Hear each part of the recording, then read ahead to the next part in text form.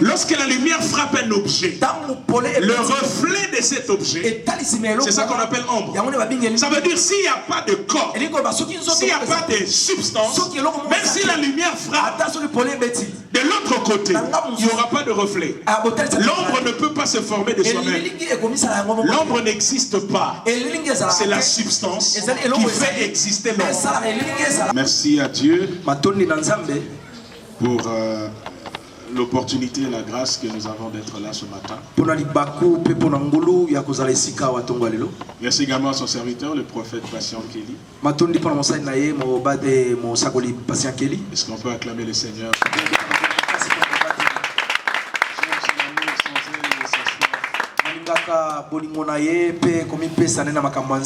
Depuis toujours, et nous bénissons le Seigneur pour la grâce. Nous allons prier.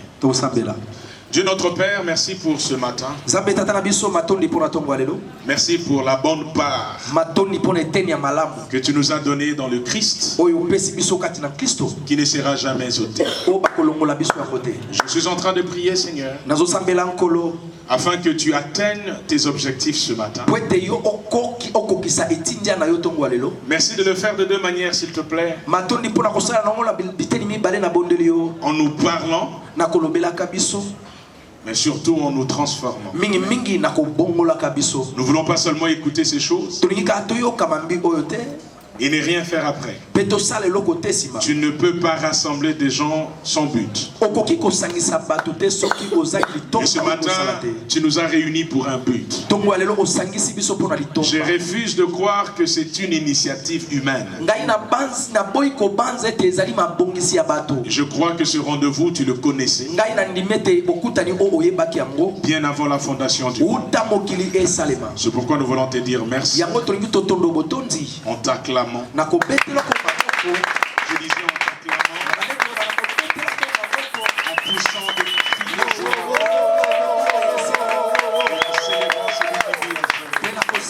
en célébrant au nom de Jésus.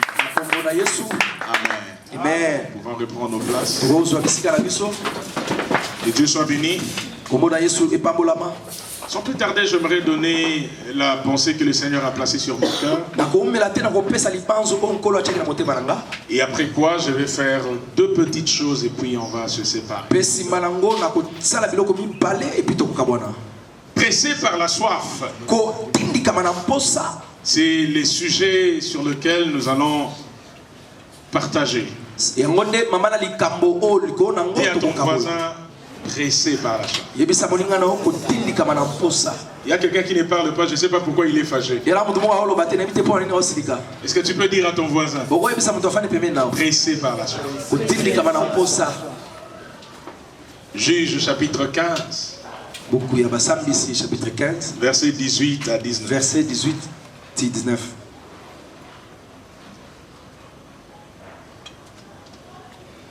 Pressé par la soif, il invoqua l'Éternel, il c'est Samson. Et dit, c'est toi qui as permis par la main de ton serviteur cette grande délivrance. Et maintenant, mourrai-je de soif et tomberai-je entre les mains des incirconcis? Dieu fondit la cavité du rocher qui est à Léchi. Et il en sortit de l'eau. J'aime ça. Dieu fondit la cavité du rocher qui est à Léchi. Et il en sortit de l'eau. Seigneur, pourquoi tu ne fonds pas un arbre? Pourquoi tu ne fonds pas les sables? Pourquoi la cavité du rocher? Samson but, son esprit se ranima et il reprit vie. Samson but son esprit se ranima et il reprit vie.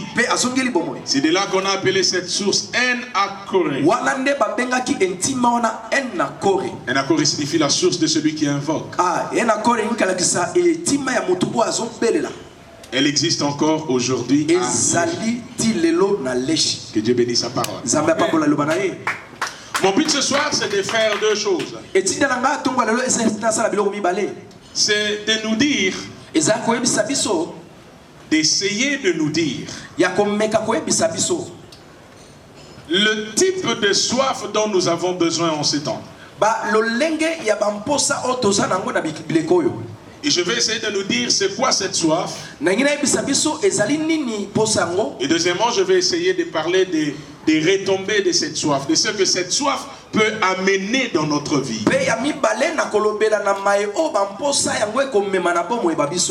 En introduisant cette exhortation, ce message, j'ai deux petites choses à vous dire, deux grandes vérités à vous dire.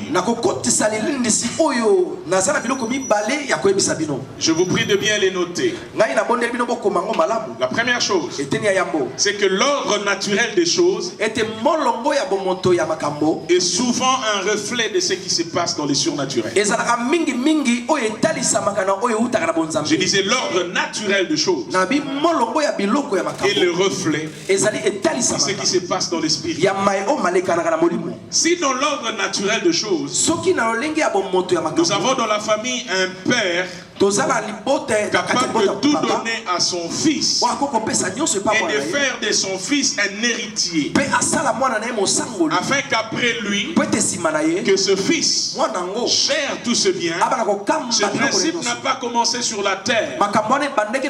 Ce principe, avant d'être naturel ou physique, est d'abord spirituel.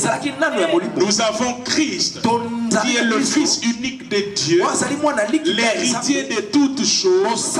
La Bible dit il est avant et après toutes choses, le créateur du ciel et de la terre, car Dieu a voulu qu'en lui soient créés les forces, les dominations, les autorités. Et le Père l'a établi héritier de toutes choses. Quelqu'un me suit? Un autre exemple. Dieu est en train, Jésus-Christ j'allais dire, lorsqu'il apprend à ses disciples à prier, il leur dit, lorsque vous priez, dites ceci: notre Père qui est aux cieux. La deuxième chose, quoi? Que ton nom soit sanctifié. Troisième chose, que ton règne vienne. Mais j'aime la quatrième déclaration. Que ta volonté soit faite. Où c'est? Sur la terre, comme elle se fait où? Ça veut dire, quelle est la première sphère où la volonté de Dieu se fait? Au ciel. Et parce que la volonté de Dieu se fait au ciel, il faut que la même volonté se fasse sur la terre. Quand Jésus est venu, Jésus est venu prendre cette volonté, ses intentions divines, et les manifester sur la terre. C'est la raison pour laquelle les chrétiens sont des privilégiés. Ils sont à la fois sur la terre, mais ils sont aussi au ciel. Ils prennent les choses du ciel et les amènent sur la terre. C'est pourquoi quand Paul regarde l'Église, il dit: vous êtes assis avec Christ poussé dans les lieux célestes. Mais moi je vous vois là, vous êtes assis devant moi. Mais finalement, qui est assis? Il y a une partie de moi qui est là-bas et une autre partie qui est ici. Mais la vraie partie de moi, c'est celle qui est là-bas. Et j'aimerais vous dire que l'ordre naturel est influencé par l'ordre spirituel.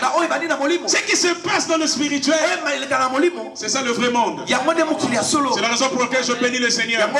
Si prophétiquement on annonce dans votre vie que vous êtes un héros, que vous êtes un champion, que vous allez prospérer, croyez à ces choses. Même si dans l'ordre naturel, ce n'est pas encore ça. La vraie vie, c'est ce qui se passe dans l'esprit. Je vais rendre ça plus vivant. Écoutez la deuxième déclaration. La vie spirituelle est la substance de la vie physique. Je vais expliquer ça. Hébreux 11, verset 1. Hébreux 11, verset 1. Que dit la Bible? Or, la foi est une ferme assurance des choses qu'on espère, une démonstration de celles qu'on ne voit pas. Je n'aime pas comment Louis II a traduit ce verset. La foi est une assurance. Or, quand vous lisez ça comme ça, vous avez l'impression que la foi c'est quelque chose d'abstrait. Parce que l'assurance, on ne la voit pas. Le mot qui est utilisé ici,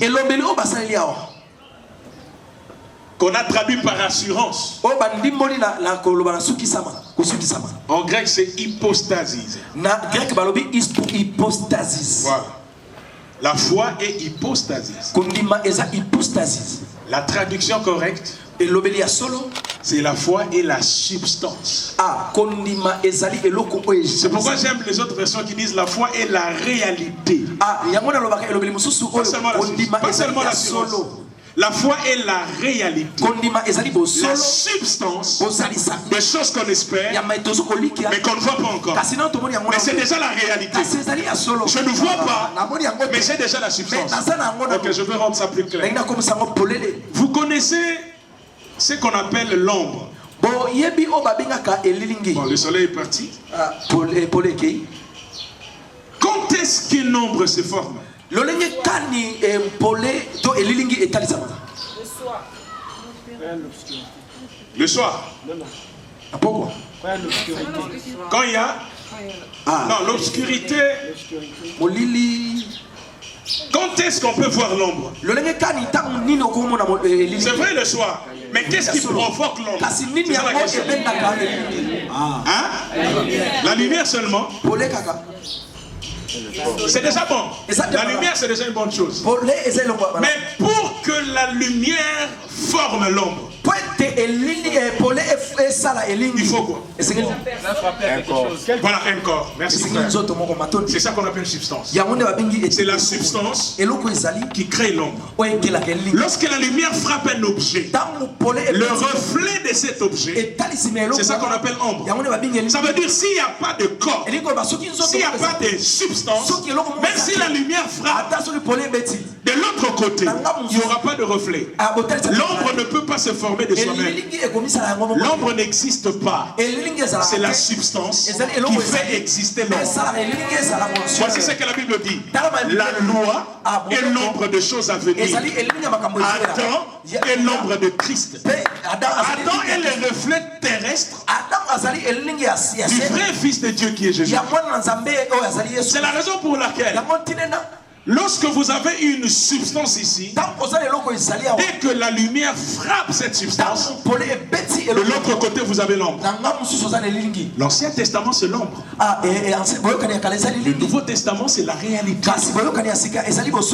Ainsi, Paul Hébreu dit, la foi c'est la substance des choses qu'on espère et ce qu'on ne voit pas.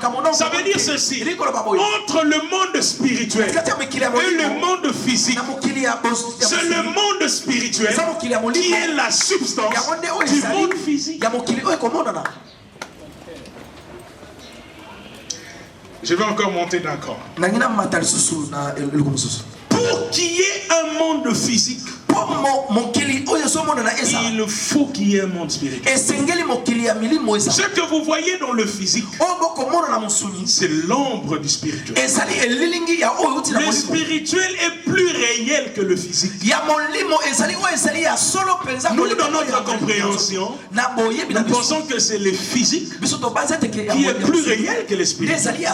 C'est le spirituel qui a commencé d'abord. Comment je le sais? Hébreux 11 dit, en sorte que, il dit, c'est par la foi que nous reconnaissons que l'univers a été formé par la parole de Dieu. En sorte que ce qu'on voit, ça veut dire le visible, n'a pas été fait des choses visibles. C'est-à-dire ce qu'on voit vient de ce qu'on ne voit pas. Ce qui est surnaturel a engendré les naturels. J'aimerais que vous puissiez bien comprendre cela. À telle enseigne que même si Adam est venu avant Jésus, même si Abraham est venu avant Jésus, Jésus est la substance qui a créé Abraham. C'est pourquoi il peut dire, avant qu'Abraham, votre père, soit, il ne dit pas je fus, je suis, j'ai toujours été là, je suis l'éternel, je suis l'existant. Même si la loi est venue avant, même si Moïse est venu avant, mais Dieu avait déjà en vue un peuple qui n'est pas Israël seulement, qui est l'Église. Voilà, vous voyez maintenant comment l'ombre s'est formée. Pourquoi il y a ce temps? La lumière du soleil a frappé l'objet, la substance que je suis. Ce qui veut dire, quand moi je me déplace, l'ombre se déplace. Si je disparais, l'ombre disparaît. Autant vous voyez ce monde est le reflet du spirituel. Ainsi la forme de votre vie physique dépend de ce que vous êtes dans le spirituel. Maintenant regardez la différence entre l'ombre et moi. Mon ombre là ne sait pas vous donner la couleur de mes vêtements. L'ombre ne fait que donner le reflet. Mais l'ombre n'a pas tous les détails de ma vie. Ça c'est moi dans le spirituel. Là c'est moi dans le physique. Quand les gens me regardent dans le physique, ils ne voient pas tous les détails que Dieu a placés en moi. C'est pourquoi, lorsque vous avancez dans le prophétique, Dieu vous place ici. Vous pouvez commencer à dire, je te vois avec une chemise bleue, je te vois avec une veste bleue. Mais quand les gens les regardent là-bas, ils ne voient que de l'obscurité. Ils voient un étudiant de l'université qui manque les frais. La bonne information, ce n'est pas ce qui se passe là-bas dans l'ordre naturel des choses. C'est ce qui se passe ici, dans la réalité spirituelle. C'est la raison pour laquelle, à moins d'être prophétique, vous n'aurez jamais les bonnes informations sur vous. Et j'aimerais dire aux médecins qui vous disent, qui diagnostiquent, en tout cas avec cette maladie, tu ne pourras pas vivre. Il faut à peu près compter 6 mois. J'aimerais vous dire c'est faux. Ils sont dans l'ordre naturel. Ils ne sont pas dans l'ordre spirituel. Dans l'ordre spirituel, Dieu peut venir dire à Gédéon, vaillant héros. Mais Gédéon peut se retourner et dire, toi tu vas voyer ici. Moi héros. Je ne le suis pas. Je suis le plus petit de ma famille. Et ma famille est la plus petite. Comment tu peux me dire que je suis vaillant héros? En fait, Dieu ne parle pas en fonction du passé. Tu as déjà vu l'avenir de Gédéon. Et Dieu lui annonce des choses qui vont arriver. Il n'y a que Dieu qui peut t'appeler vaillant. Pas à cause de ce que tu as fait, mais à cause de ce que tu fais. Amen.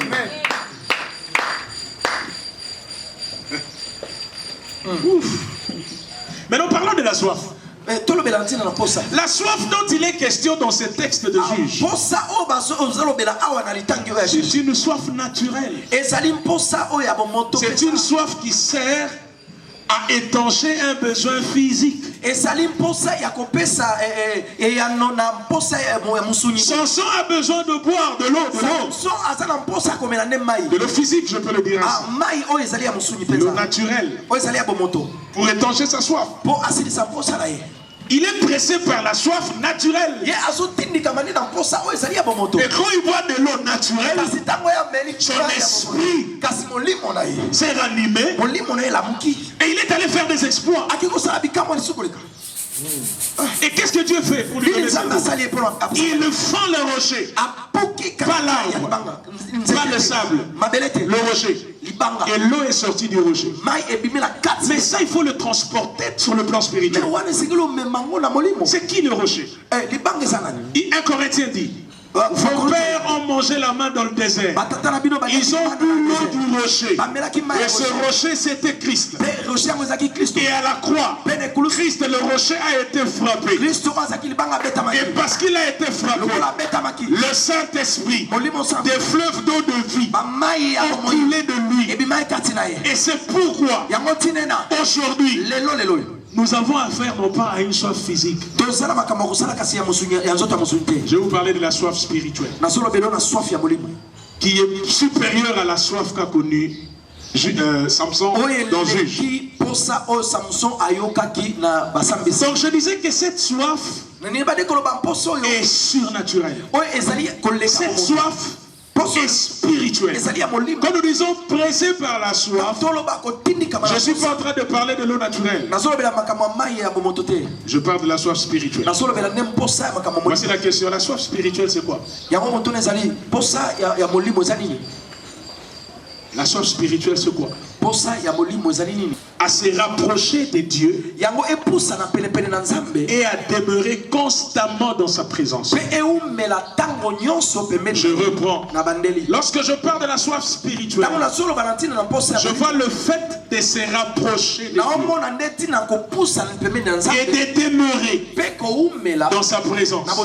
Parce que autant le corps a besoin de rester dans une atmosphère comme celle-ci, l'esprit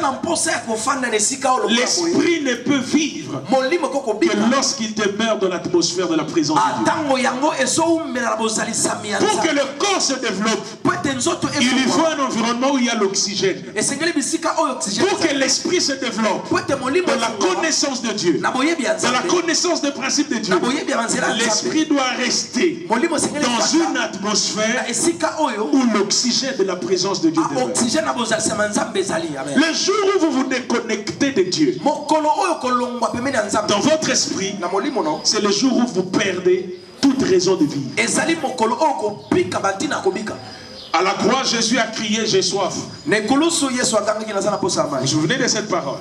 J'ai soif. Et puis on lui a amené du vinaigre. Est-ce que Jésus avait vraiment soif de cette eau-là? Sur le plan humain, oui. Parce qu'il était pressé par cette soif physique. Mais je me rends compte qu'à la même croix, Jésus a fait l'une des déclarations les plus difficiles pour lui. Eli, Eli, lama sabachthani. Mon Dieu, pourquoi m'as-tu Depuis que le Fils de Dieu est venu sur la terre, nous disons comme ça, depuis toute éternité, jamais le Fils n'avait été séparé du Père. Dans Jean 1,18, il dit même que le Fils vit dans les seins du Père. L'atmosphère dans laquelle le Fils évoluait, c'était les seins du Père. À la croix, parce qu'il avait porté nos péchés, le Père s'est séparé de lui. Ça, c'était une obscurité profonde pour le Fils. Et quand il dit je soif, au-delà de la soif physique, il voulait retrouver cette intimité avec le Père. Il voulait retrouver cette atmosphère, cet environnement dans lequel lui et le Père étaient un. Dans la vie de Jésus, il n'y a rien qui dépassait, qui surpassait en termes de priorité et d'importance la présence de son Père.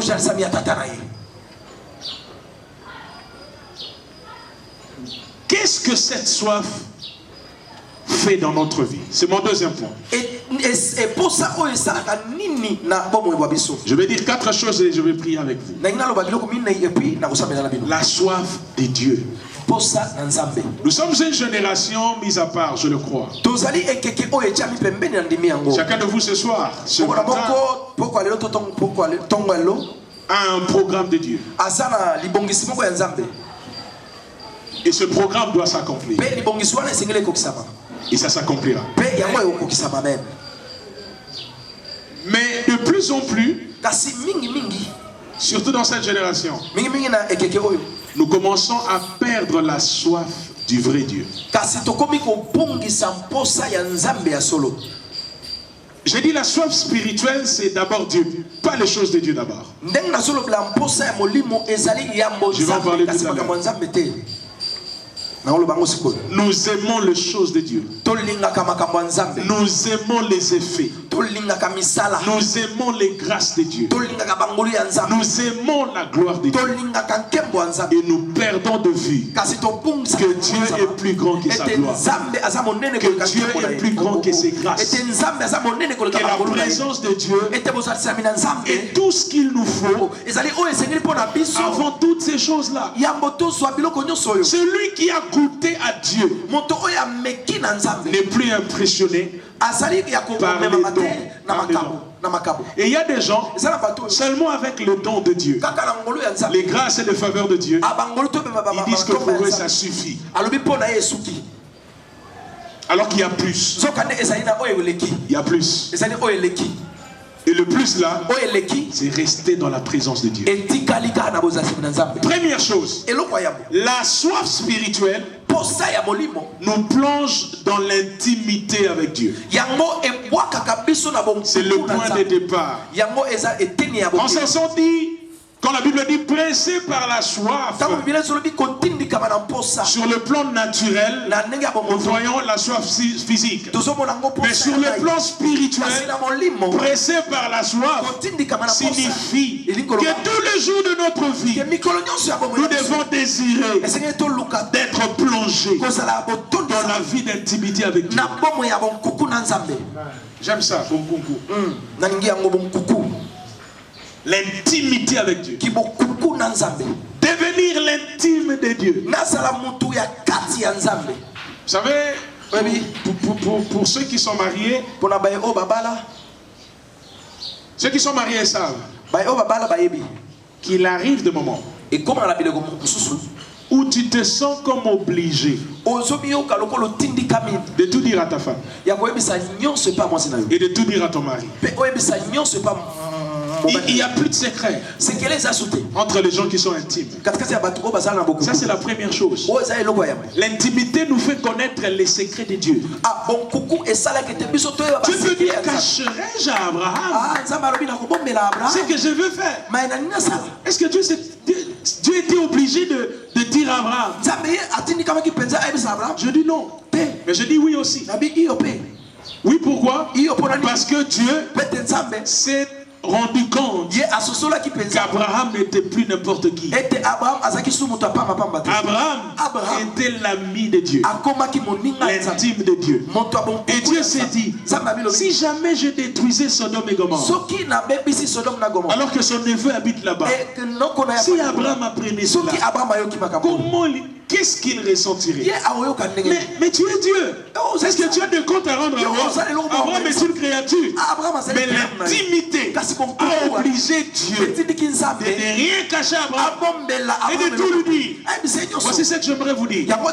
Plus vous devenez intime de Dieu, vous ne serez plus jamais surpris par un événement. Dieu se sentira obligé.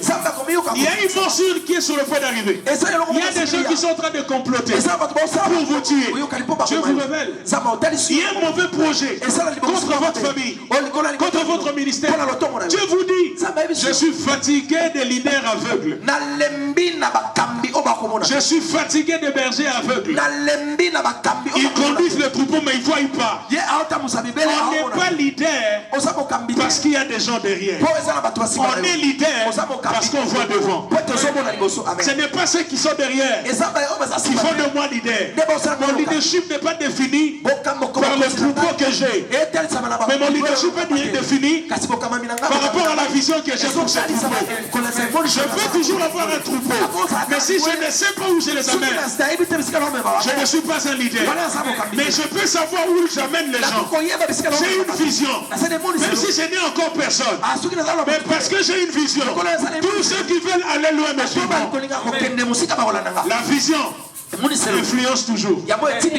C'est la raison pour laquelle, en tant que leader, il faut rester dans l'intimité avec Dieu. Dans l'intimité avec Dieu, Dieu peut commencer à te révéler. Si Dieu peut te révéler ses secrets, et les secrets des gens, les secrets de famille, les secrets même de la nation, vous pensez que Dieu ne peut pas vous le révéler? Il va le faire. Dieu a révélé à Mardoché le complot qu'il y avait contre le roi. Il est allé dire au roi, je suis venu vous faire shifter d'une dimension à une autre. Ce matin, vous ne connaîtrez pas seulement les secrets des hommes. Dieu va vous faire connaître les secrets des rois, les secrets des princes, les secrets des gens élevés. Tu lui dis, tu lui fais un SMS. Il sait que ce numéro, il n'y a que 3 personnes qui l'ont. Lui-même et ses 2 conseillers. Et il sait que ces 2 conseillers-là, jamais ils ne pourront le trahir. Mais il faut un SMS entre eux. Ainsi parle le Seigneur par la bouche de son serviteur. Homme d'État, ministre, je ne sais qui. Faites attention. Dieu m'a révélé qu'il y a un complot contre vous. En telle date, faites attention à telle personne.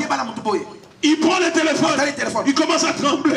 Il dit, mais qui lui a dit ça? Il y a un Dieu dans le ciel qui connaît les secrets de cœur et il va vous les révéler. Ces choses ne sont possibles que lorsqu'on demeure dans la présence de Dieu. Tu viens voir une soeur, Dieu t'a déjà dit que c'est elle la femme de ta vie, mais elle ne veut pas quoi. Tu lui dis, voici ce qui va se passer. Tu lui donnes les secrets. Frère, vous n'avez aucune idée de ce qui se passe quand on commence à révéler les secrets des cœurs. Une femme a voulu dribbler Jésus. Et elle dit à Jésus, je n'ai point de mari. Jésus lui dit, tu as raison. Il dit que tu n'as point de mari. Parce que celui que tu as, il n'est pas encore ton mari. Quand en réalité tu en as eu 5. Je vois que tu es prophète. Qui lui a dit ça? Le Fils qui vit dans l'intimité de Dieu est capable de connaître les secrets de Dieu. Ma prière ce soir, c'est qu'on ne te trouble plus. C'est qu'on ne te dribble plus. Si quelqu'un vient dans ta vie pour t'embrouiller, que le Seigneur te révèle les pensées, les secrets. C'est possible. J'aime Renard Banquet. Il avait besoin de commencer de faire une campagne ici en Afrique. La campagne, le budget était pratiquement dans le $1 million. Budget Zaraki $1 million. Et une femme très riche va recevoir Renard Banquet chez elle. Non, elle ne le reçoit pas chez elle. Je ne sais pas si se sont parlé au téléphone ou comment. J'ai lu ça dans son livre Évangélisation par le feu. La femme finalement dit à l'évangéliste, à l'homme de Dieu, qu'elle était prête à soutenir cette campagne. Avec le montant, le budget qui était voté. Pratiquement $1 million. Ça c'est tentant. Mais Renard Banquet dit, laisse-moi le temps de prier, je te reviendrai. Il rentre chez lui à la maison, il en parle avec sa femme. Sa femme lui dit, je ne sens pas ça, mais prends le temps de prier. Et la nuit, l'homme de Dieu fait un rêve. Dans son rêve, il est dans une rivière. Et il voit quelqu'un qui l'a entraîné dans cette rivière. Ils sont arrivés au milieu de la rivière. Et il a vu des hippopotames qui sortaient des eaux. Et ces hippopotames l'ont encerclé. Lui-même il dit, il y a 2 races d'hippopotames. Mais la race que j'ai vue dans mon rêve, c'était la race la plus dangereuse. Et j'ai compris que j'étais en danger de mort. Il s'est réveillé. Et le lendemain, il a pris rendez-vous avec cette femme. Il est allé dans la maison de cette femme. Et cette femme lui dit, avant que je te donne ces millions, je vais d'abord te faire visiter ma propriété. Et puis, il amène l'homme de Dieu derrière sa maison. Et derrière la clôture de la maison de cette femme, il y avait une rivière. Donc la maison était face à cette rivière. Et Bonquet dit c'était la même rivière de mort. Et il dit, je ne pouvais plus hésiter. Je me suis rendu compte que si je prenais ces millions, les hippopotames allaient engloutir mon ministère. Dieu était en train de me dire non. Et j'ai refusé. Gloire à Dieu. Après avoir refusé, son ministère a été soutenu. On a appris beaucoup de choses sur cette femme. Bien aimé, ne soyez jamais pressés de poser des actes dans la vie. Restez dans l'intimité de Dieu. Plus vous êtes intime de Dieu, Dieu est capable de vous dire ce qu'il faut faire et ce qu'il ne faut pas faire. Quand je préparais ce moment, il y a quelqu'un qui est dans un carrefour. C'est-à-dire il y a des choix à faire. Il y a des options à lever. Laisse le Seigneur te guider. Laisse le Seigneur te dire où aller ou ne pas aller.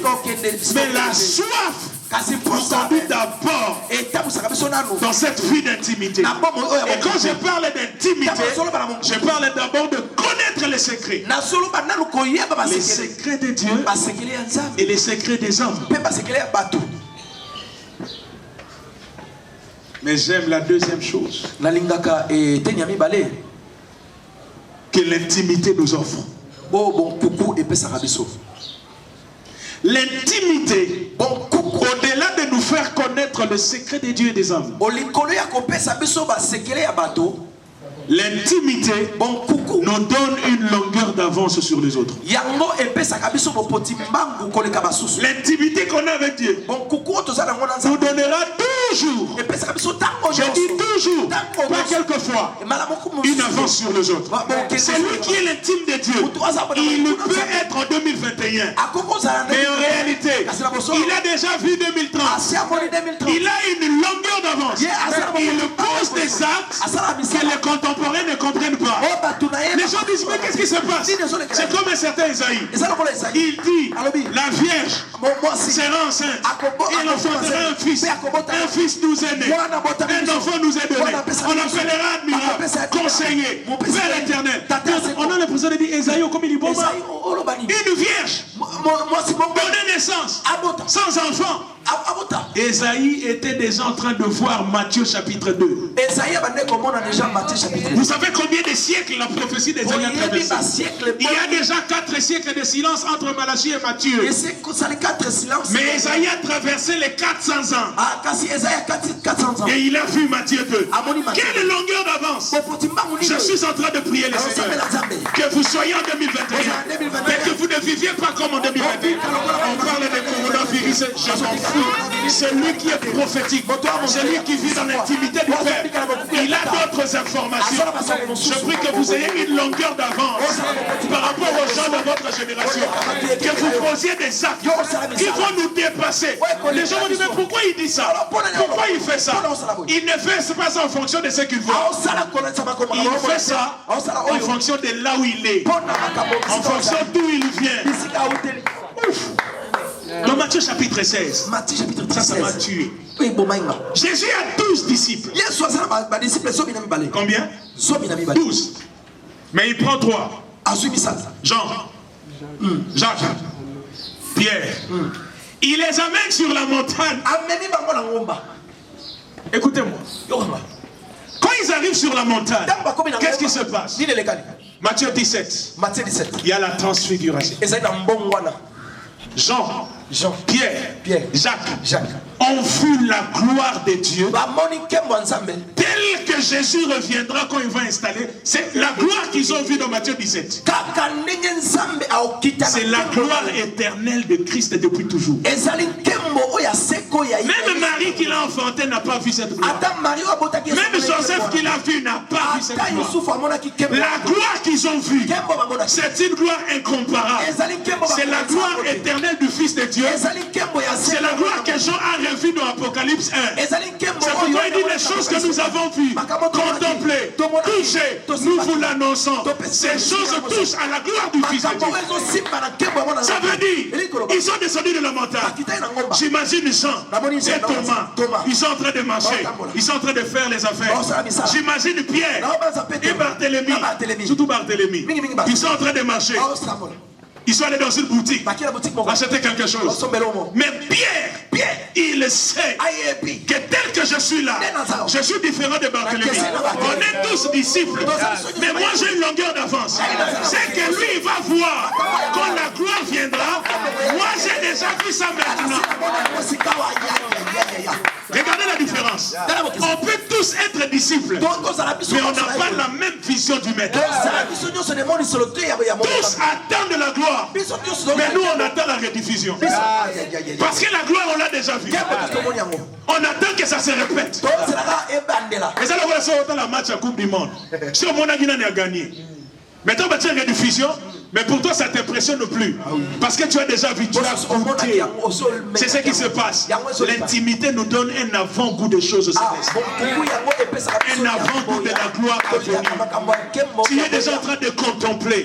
Tu es déjà en train de voir. Et ça permet en sorte. Et j'ai aimé ce que Jésus leur a dit. Ce que vous avez vu, ne le dites à personne. Je ne sais pas si vous avez lu ça. Oui. Ne les dites à personne, même pas aux autres qui sont restés. Ça veut dire que Jésus a privilégié ses intimes. Voici ce qui se passe. Quand on est intime de Dieu, non seulement on a une longueur d'avance, mais on partage certains privilèges que les autres n'ont pas. C'est pourquoi je prie le Seigneur que Dieu te donne des privilèges, qui te donne l'Apocalypse comme Jean, qui te donne la capacité comme Pierre d'être le porte-parole et de parler de sa part. Parce que quand on est intime de Dieu, on a une longueur d'avance.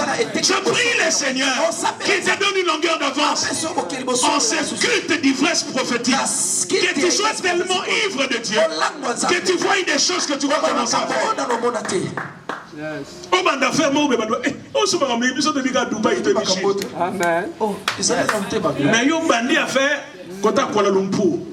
Les gens se disent, oui, mais aussi Mbaté.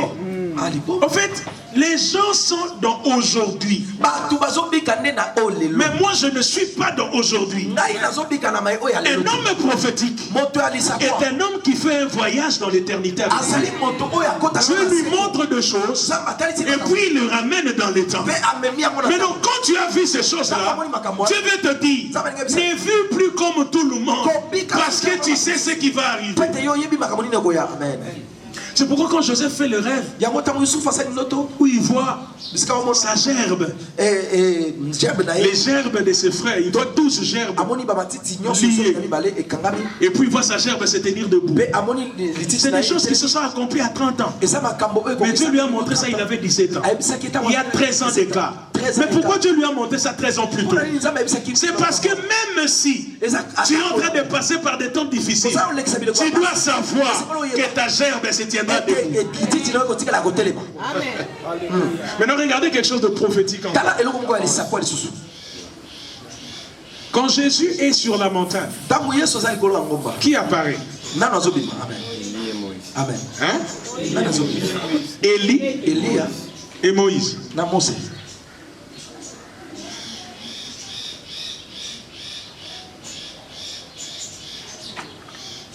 Moïse a jeûné pendant 40 jours. Élie aussi. 40 jours. Jésus lui-même 40 jours. Les trois hommes Quand vous faites la sommation, ça fait 120 jours de jeûne et prière. Et ça dit 120 jours, il y a qui l'a fait pour ça.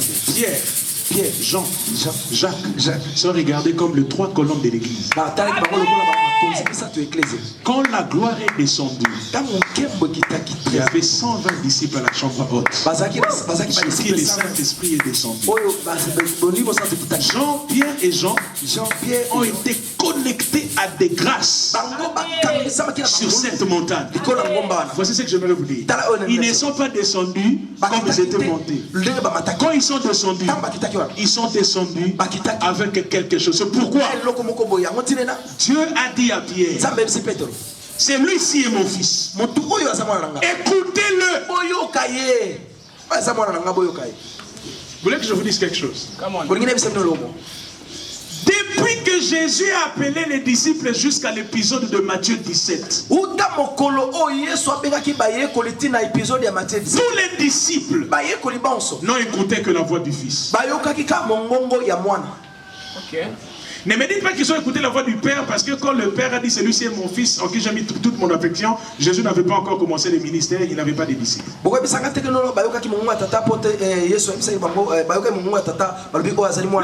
occasion où le ciel s'est ouvert et le Père a parlé, Pierre, Jean, Jacques ont entendu la voix du Père. Les autres là n'ont entendu que la voix du Fils. Mais sur la montagne de la transfiguration, Dieu leur a donné un bonus. Il leur a permis d'entendre la voix du Père. Voici ce qui se passe quand on est dans l'intimité. Dans l'intimité avec Dieu, on a toujours des privilèges spéciaux que les autres n'ont pas. Parce qu'on reste dans les secrets avec Dieu. Oh, ma prière ce midi, la prière que je fais de tout mon cœur, c'est que quelqu'un ne quitte jamais la présence de Dieu. Et que le Seigneur puisse t'ouvrir les yeux afin que tu vois ce qui va arriver.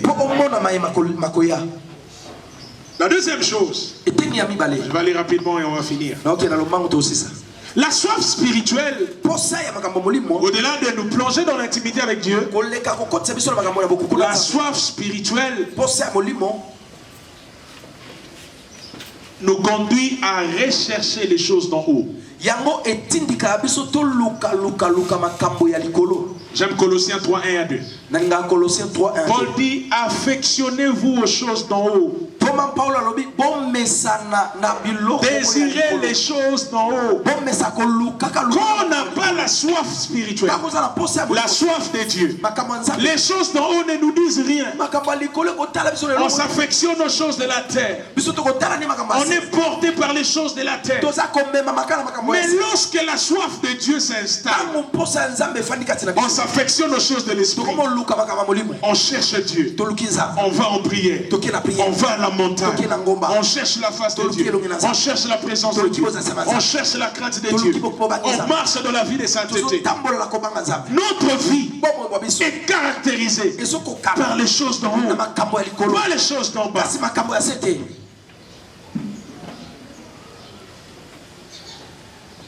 Et la troisième chose, je vais finir par là, c'est que la soif spirituelle est la clé du surnaturel et du prophétique.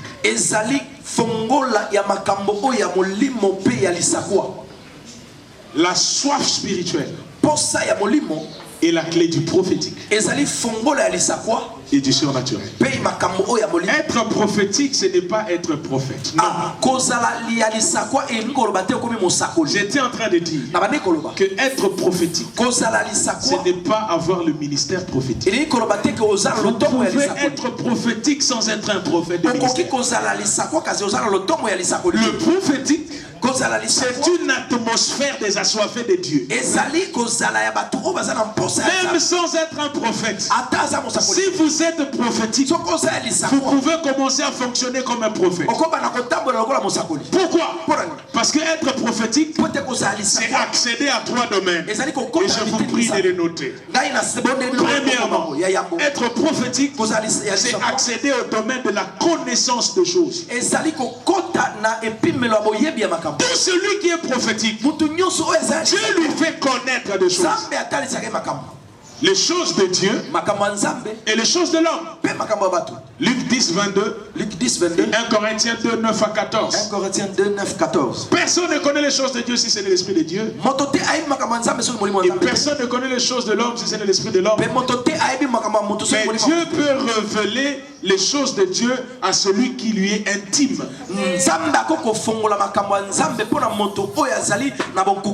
Connaissez-vous les choses de Dieu? Et connaissez-vous les choses de l'homme? Connaissez-vous votre vie? Connaissez-vous votre famille? À quelle étape êtes-vous par rapport au ministère? À quelle étape êtes-vous par rapport à votre destinée? Est-ce que vous le savez? Les gens qui sont autour de vous, est-ce que vous les connaissez? Quand on est prophétique, je ne suis pas en train de dire qu'on ne peut plus se tromper, non. Mais quand on est sur le point de se tromper, Dieu nous arrête comme il a fait avec Samuel. On connaît les choses. Ça, c'est la première des choses. Mais la deuxième des choses, je vais encore un peu plus loin. Être prophétique, c'est accéder au domaine de la révélation de choses. Frère, il y a une différence entre connaître les choses de Dieu et avoir la révélation des choses de Dieu. Je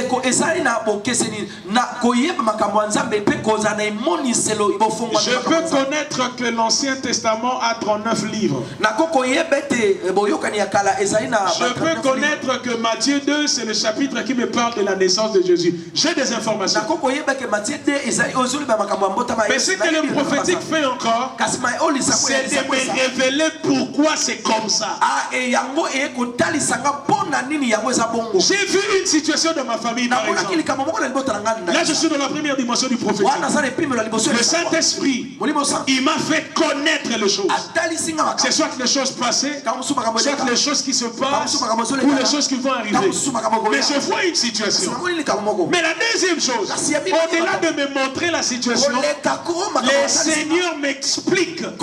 Il me fait comprendre pourquoi dans ta famille il y a telle ou telle autre chose. Pourquoi dans ton ministère il y a ceci ou cela. Tu accèdes non seulement à la connaissance, mais à la révélation. J'aime le mot révélation. En grec, c'est apocalypse, ça veut dire dévoilement. C'est-à-dire une chose cachée qui a été révélée. Dans la connaissance, on a les informations. Mais dans la révélation, on a les dévoilements. On comprend les choses telles qu'elles sont. Sosoli Mambi. Ça c'est bien dit. Dans le prophétique, Dieu active notre entendement spirituel. Et nous discernons les choses.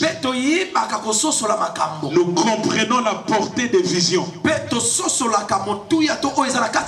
Parce qu'une vision qui n'est pas comprise ne sert à rien. Un rêve qui n'est pas compris ne sert à rien. C'est pourquoi ne vous arrêtez pas seulement à connaître les choses. Avancez dans la compréhension, dans le discernement de ces choses. Romains 12 dit, ne vous conformez pas au siècle présent, mais soyez transformés par le renouvellement, afin que vous discerniez. Pas seulement que vous connaissiez, mais que vous discerniez la volonté de Dieu. Troisième et dernière chose, et puis on va prier. Être prophétique, c'est accéder à l'action. Au domaine de l'action. En d'autres termes, c'est savoir ce qu'il faut faire. 1 Chronique 12:32 parle des fils d'Issachar qui avaient l'intelligence des saisons. Mais j'aime la suite. Ils avaient l'intelligence des saisons afin de savoir ce qu'Israël devait faire. Il ne s'agit pas seulement d'avoir la connaissance de choses, mais encore le discernement de choses, mais de savoir quelles actions à mener par rapport à tout ce que Dieu me montre. Il y a des gens à qui Dieu parle beaucoup. Mais vous voyez, malgré tout ce qu'ils reçoivent comme révélation de la part de Dieu, leur vie n'avance pas. Rien ne change. Pourquoi? Parce que rien ne va changer si vous avez écouté. L'écoute, c'est le premier pas. Vous êtes heureux, vous qui entendez, vous agissez et vous pratiquez. Après avoir reçu la révélation, il faut maintenant comprendre dans quelle direction vous devez agir. Je vous en supplie, frère. C'est comme ça que ça se passe dans les surnaturels. Ne dites pas seulement j'ai eu une vision, Dieu m'a dit, même si on vous donne une prophétie. Dans 2 ans, Dieu va faire ceci. On te donne même les détails sur le nom de ton père, le numéro de téléphone. Ça c'est bien. On est dans la connaissance. Ensuite, il y a la révélation. Mais maintenant, que faut-il faire? Pourquoi le prophète m'a dit ça? Et pourquoi Dieu m'a révélé ça? Quelles sont les actions à poser pour vivre à la main de Dieu?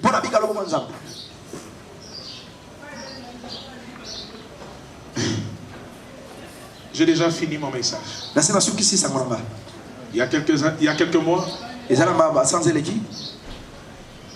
j'ai eu un rêve. Dans mon rêve, j'ai vu un homme de Dieu. Très élevé.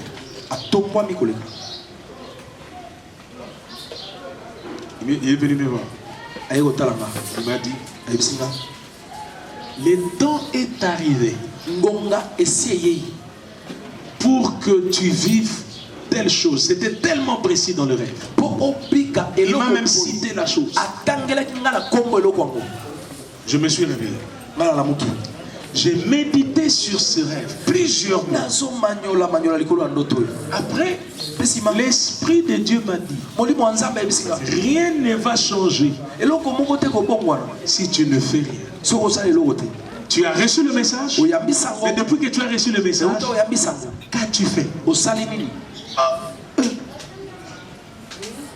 Et quand j'ai compris que recevoir les informations ne sont que des étapes qui doivent nous amener à l'action, j'ai décidé d'agir. Je suis allé voir cet homme de Dieu. Je lui ai relaté le rêve. Voici ce que Dieu m'a dit. Je pense. Parce que lui, il a déjà ça. Je dis, je pense que le Seigneur m'amène à cette même dimension. Et je vais poser un acte. Il m'a laissé. Je posais mon acte.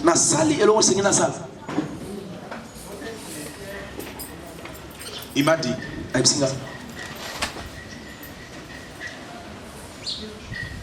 si tu as vu un rêve, ce n'est pas qu'un rêve. Et ce que tu viens de poser comme acte aujourd'hui va déclencher ces choses que tu as. Et je vous dis, comprenez, je ne vais vraiment pas entrer dans le détail. Mais je suis effectivement en train de vivre ces choses-là. Et ça commence à augmenter.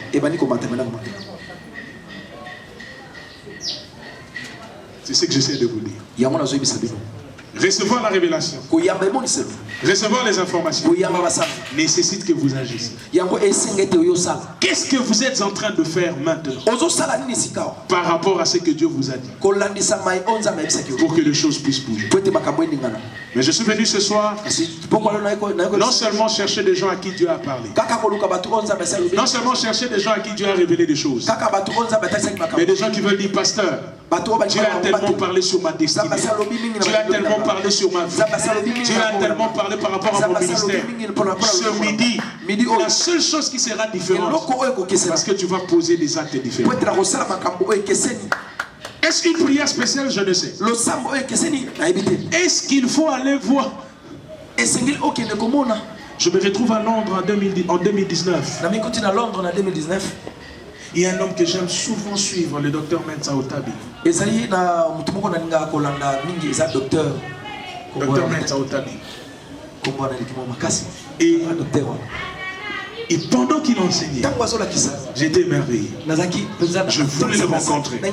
Et puis à la fin, on dit, le docteur Mensa va signer des autographes pour ceux qui vont acheter son livre. C'était avant que je n'écrive mon livre. En 2019. Je suis allé le voir. J'ai acheté le livre avant qu'il ne puisse dédicacer. Je lui ai dit avec mon anglais faible, vous êtes quelqu'un que j'admire beaucoup et je crois en votre grâce. Il m'a regardé, il a souri. C'est vrai qu'on a pris la photo, mais ces contacts-là et l'acte que j'avais posé, pour moi c'était tout ce qu'il fallait. Le soir, non, le lendemain c'était un dimanche. C'était le pasteur Mathieu Hashimono qui prêchait. Il devait prêcher. Avant de monter sur la chaîne, moi j'étais au balcon très loin.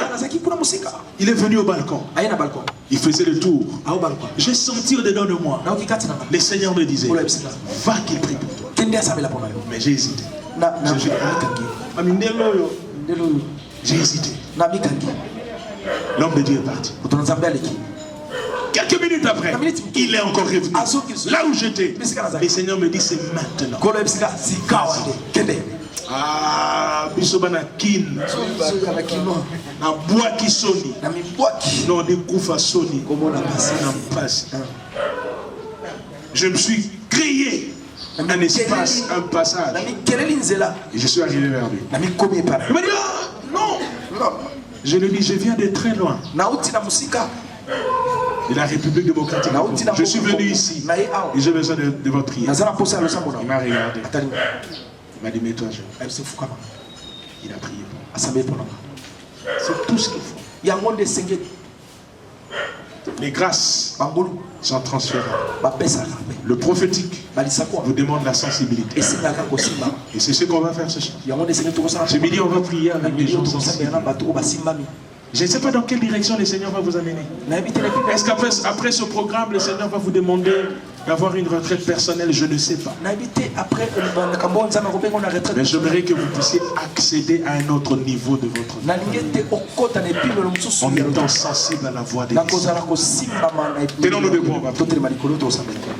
Lorsque la lumière frappe un objet, le reflet de cet objet, c'est ça qu'on appelle ombre.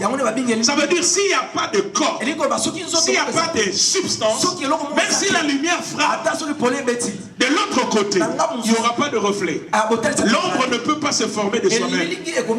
L'ombre n'existe pas. C'est la substance qui fait exister l'ombre.